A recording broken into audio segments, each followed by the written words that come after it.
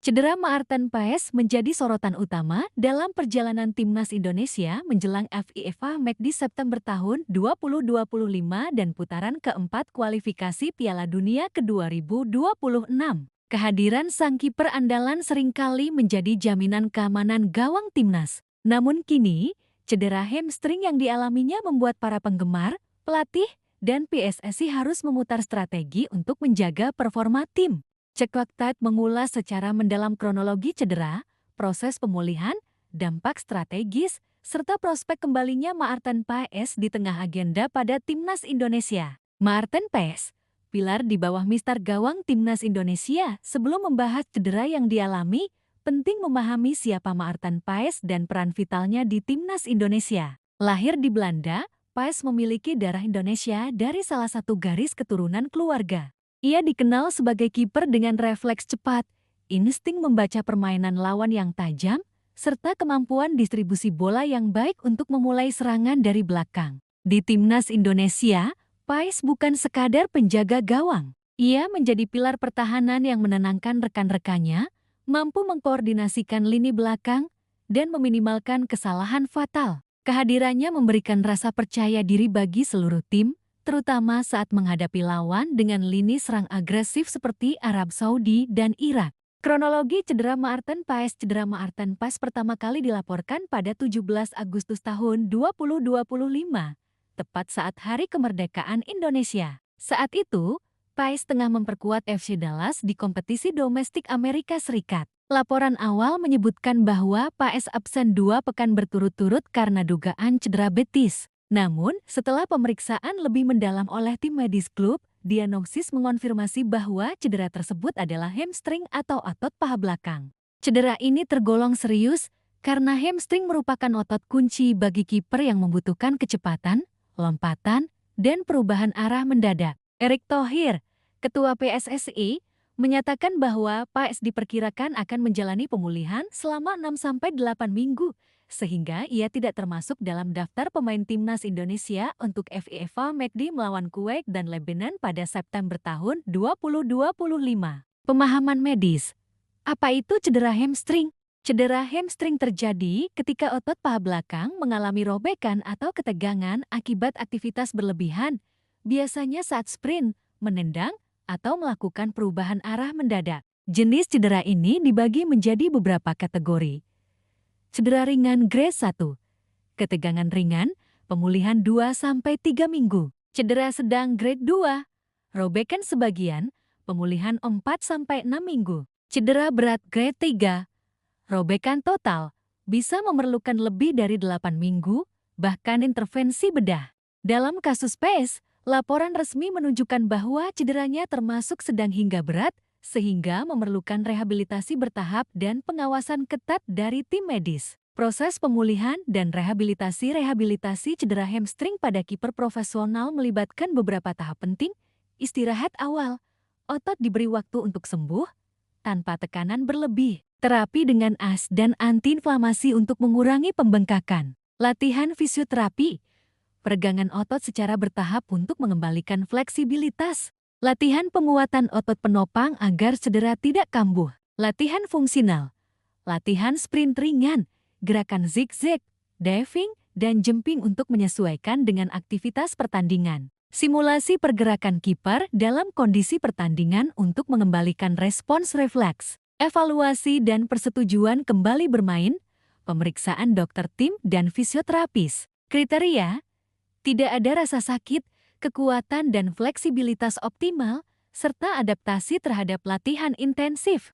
Jika semua berjalan lancar, Maarten diperkirakan bisa kembali awal September hingga Oktober tahun 2025, tepat sebelum putaran keempat kualifikasi Piala Dunia ke 2026.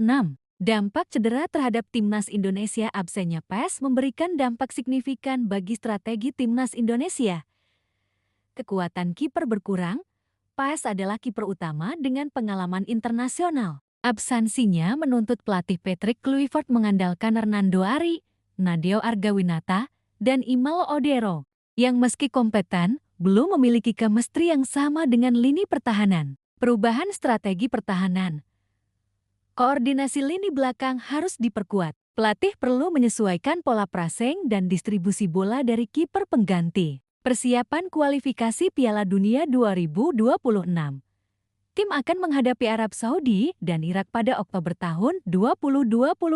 Kehilangan kiper utama menuntut tim meningkatkan konsentrasi pertahanan dan disiplin formasi. Dampak psikologis. Kehilangan pemain kunci bisa mempengaruhi kepercayaan diri pemain belakang. Tim harus menjaga mental agar performa tetap stabil. Analisis fans dan perspektif publik kabar cedera Paes menjadi sorotan di media sosial. Para penggemar timnas Indonesia menyatakan kekhawatiran, tetapi sebagian lainnya menekankan pentingnya kesabaran dan dukungan terhadap proses pemulihan. Beberapa komentar fans menyebut, semoga Paes cepat sembuh, timnas tetap butuh dia di Piala Dunia. Ini saatnya kiper pengganti membuktikan kualitasnya. Cedera memang risiko, yang penting jangan dipaksakan. Pandangan ini menunjukkan bahwa publik sadar akan pentingnya keseimbangan antara kesiapan fisik pemain dan performa tim. Strategi timnas Indonesia menghadapi absennya Paes Patrick Kluivert selaku pelatih kemungkinan akan menyesuaikan strategi, rotasi kiper, memanfaatkan pengalaman Hernando Ari, Nadeo Argawinata, dan Imao Odero untuk menjaga stabilitas gawang. Perkuat lini pertahanan. Bek dituntut lebih disiplin dan komunikatif. Fokus pada intercept bola, clearances, dan positioning untuk mengurangi tekanan terhadap kiper. Latihan intensif, simulasi skenario pertandingan, termasuk serangan cepat lawan dan tendangan jarak jauh. Pemantauan kondisi Paes. Tim medis memantau progres pemulihan. Penyesuaian latihan sesuai kemampuan fisik dan respons otot. Prospek kembalinya Maarten Paes jika rehabilitasi berjalan lancar. Proyeksi kembalinya Paes adalah awal September tahun 2025. Mulai latihan ringan bersama klub dan timnas. Pertengahan September tahun 2025.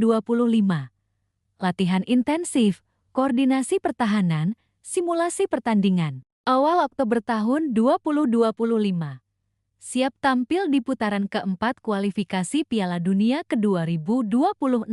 Kembalinya Paes akan meningkatkan rasa percaya diri lini belakang, memperkuat pertahanan, dan memberi fleksibilitas strategi bagi pelatih. Implikasi jangka panjang cedera Paes juga memberikan pelajaran bagi timnas Indonesia. Kesiapan kiper cadangan. Perlunya kiper cadangan yang siap tampil di level internasional. Manajemen cedera. Jadwal latihan dan pertandingan harus diatur agar pemain tidak overexertion. Pencegahan cedera. Latihan penguatan hamstring, stretching, dan monitoring beban fisik menjadi kunci. Pengembangan pemain muda. Cedera Paes memberi kesempatan bagi kiper muda untuk mendapatkan pengalaman kompetitif. Cedera Maarten Paes menjadi tantangan besar bagi timnas Indonesia menjelang FIFA Matchday dan putaran keempat kualifikasi Piala Dunia ke-2026. Namun, dengan rehabilitasi yang tepat, dukungan tim medis, strategi pelatih yang adaptif, dan mental tim yang kuat, timnas Indonesia tetap memiliki peluang tampil kompetitif. Poin penting yang harus diperhatikan. Jenis cedera, hamstring paha belakang durasi pemulihan, 6-8 minggu absensi, FIFA Matchday September tahun 2025 pengganti sementara. Hernando Ari, Nadeo Argawinata, Imao Odero proyeksi kembali, awal September hingga Oktober tahun 2025. Dampak strategis, menyesuaikan formasi pertahanan, tetapi kualitas tim tetap bisa dijaga dengan disiplin dalam rehabilitasi dan pengawasan ketat tim medis. Maarten Paes diharapkan kembali menjadi pilar pertahanan timnas Indonesia, menghadirkan keamanan gawang yang sangat dibutuhkan menjelang pertandingan-pertandingan penting mendatang.